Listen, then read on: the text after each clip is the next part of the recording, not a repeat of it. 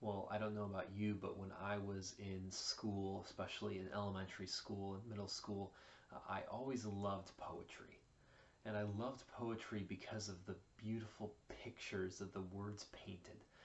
Sometimes, if the poet's really good, you can almost just feel the images coming alive as you're reading the words that they use, because it's so much more descriptive than reading a textbook or even necessarily a fiction book, because there's so much more freedom in how the authors express themselves. And for that reason, I love reading the Psalms, because there's just so many pictures of who God is and how much He loves His people. And so sometimes when I am maybe a little discouraged, or maybe I need some encouragement, I go to the Psalms. And I think in these times, it's definitely a good time to go to the Psalms. And I was reminded today in Psalms 36 what David says. He says this, Psalm 36, verse 7, "How precious is your steadfast love, O God! The children of mankind take refuge in the shadow of your wings. They feast on the abundance of your house, and you give them a drink from the river of your delights. For with you is the fountain of life.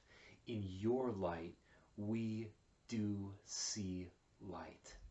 I love that. In your light we do see light. God's light reveals everything else about Him. C.S. Lewis, I think, said it best.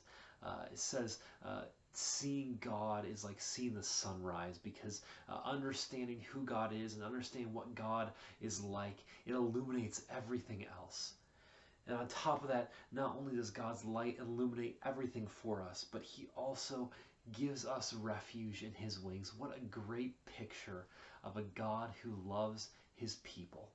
God truly loves His people, and He takes care of them, and He shelters them and protects them with His steadfast love that is unfailing. So let that be an encouragement to you today as you go and you live your life in these continued uncertain times. Let it be a reminder that God's steadfast love is never changing, and there's always shelter available for you in God.